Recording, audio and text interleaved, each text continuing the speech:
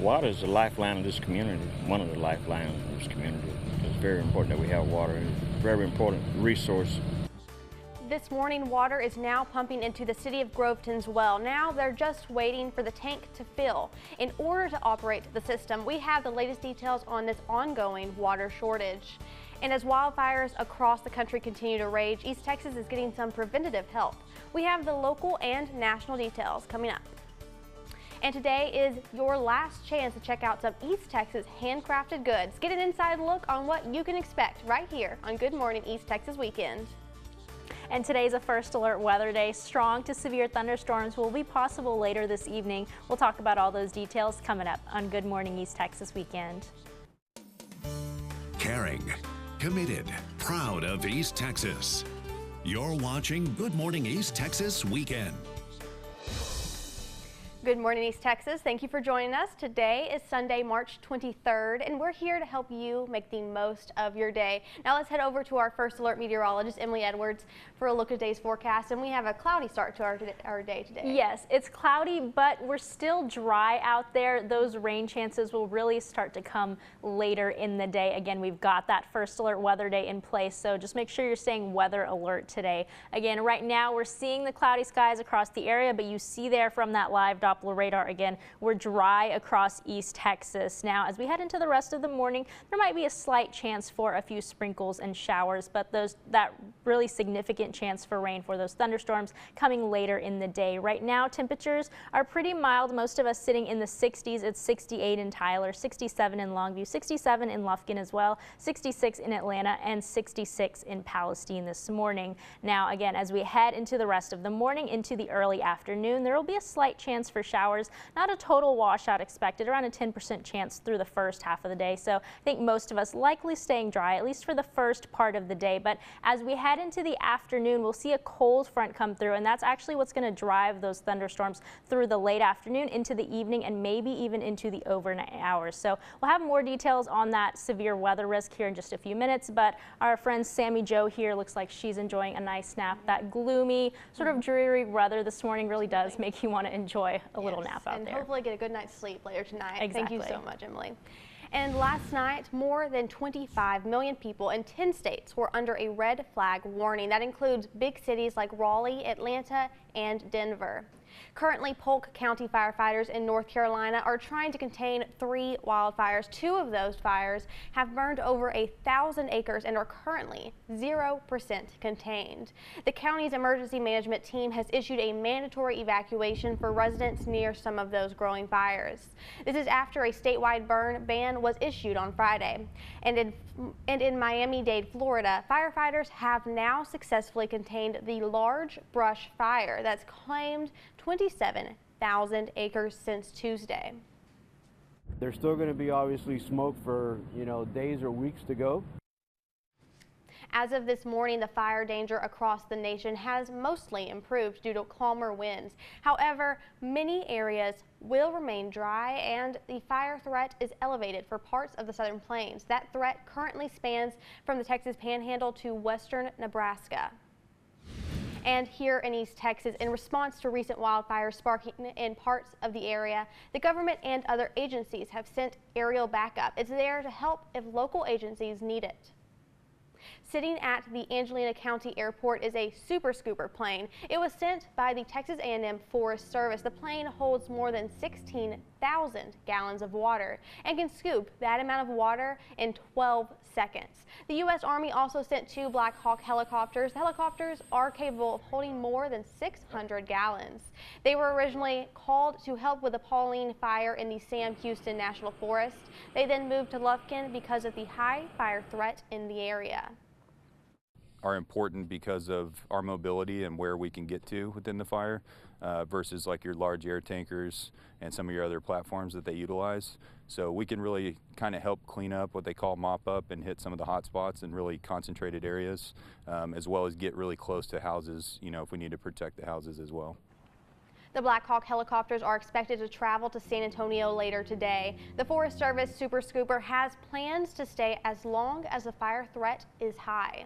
And remember that some of our counties still have burn bans in place. They vary on the amount of days, but right now you can't burn in Marion, Morris, Upshur, Newton, Cass, Harrison, Anderson, and Polk counties. The cities of Overton and Diboll have also announced burn bans. And an update on the Groveton water shortage. The city of Groveton is almost done repairing its water plant's well. This comes after the plant failed for a second time. The city hasn't had any water since Thursday. We're told the plant failed while they were refilling the water tanks early yesterday morning. Since then, a crew has been repairing the well, replacing the pump and 10 of the pipes. Water is the lifeline of this community, one of the lifelines of this community. It's very important that we have water. It's a very important resource. Right now, Groveton officials are working on filling the tank in order to operate the system. At midnight, the water levels were at 8 feet. Now is at 15.5 feet, but the tank needs to have at least 23 feet of water to start pumping it out to the town. The pump is operating at 78 gallons per minute, but that's not enough to maintain the water supply, according to a city council member. They're working to further improve the well. And check this out. If you're looking for some fun ways to spend your Sunday, we have some events for you. Starting with the Azalea Arts and Crafts Fair. More than 100 vendors from across East Texas are preparing for their last day of the event. It's featuring the highest number of vendors yet. They're offering up all kinds of items made here in East Texas. Those include handcrafted wooden gifts, unique pieces of clothing and jewelry, and delicious homemade treats. There are many new vendors at the event this year, but the requirement has remained the same. All of the items have to be handmade. You have to make what they sell. Either create, author a book, bake something. It has to be them. And so that's kind of what makes our event unique.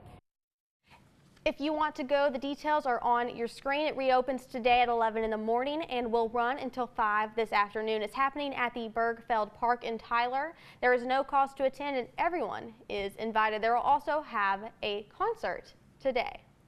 And to enjoy the blooms of creativity, the Rose City Art Gallery is holding the Tyler Blooms Art Showcase and Sell. This event highlights the work of local artists who were inspired by the beauty of East Texas. You can vote for your favorite to win the People's Choice Award. The showcase is free and it's open from 10 a.m. to 5 p.m. today. The event began Friday. It will continue until April 6th. The showcase is on 328 South College Avenue in Tyler. And if you're tired of cooking the same old weekly meals, there's an event to help you build your go-to recipe collection. Natural Grocers in Tyler is holding a family food night today. It'll be from 11 a.m. to 5 p.m. at the Natural Grocers in Tyler. That address is 4820 South Broadway Avenue. The event gives you and your family an opportunity to learn more about how to maximize your budget without sacrificing nutrition. And now it's time to check back in with our meteorologist, Emily Edwards, in the First Alert Weather Center on this First Alert Weather Day. Well, you know, it is a First Alert Weather Day, but right now skies are still dry across East Texas. Really, that chance for storms won't come until later this evening. So we'll talk about that timeline and those risks with those storms coming up here in a few minutes. But first, a look outside with our Grant and Flannery Neighborhood WeatherNet site in Tatum. That temperature is 67 degrees. And this morning, 3 Israeli hostages were handed over to the Red Cross after a year in the Gaza Strip. This is in exchange for Israel's release of 183 Palestinian prisoners from Israeli jails. Yarden Bibas, Ofer Kaladuran, and Keith Siegel are the names of the 3 men released. Just hours ago, Yarden Bibas reunited with his family in good condition, and while not reunited yet, Keith Siegel's wife is seen celebrating his long-awaited release. She was abducted in the same 2023 attack, but was released later that year. Siegel's wife is not alone in these celebrations, as his family happily awaits his upcoming return.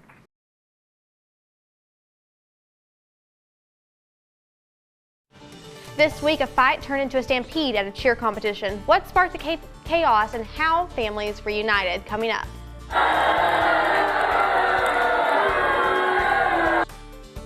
This was the scene in Palestine during an informational school voucher meeting. After leaving the stage early, East Texas Representative Cody Harris has much to say.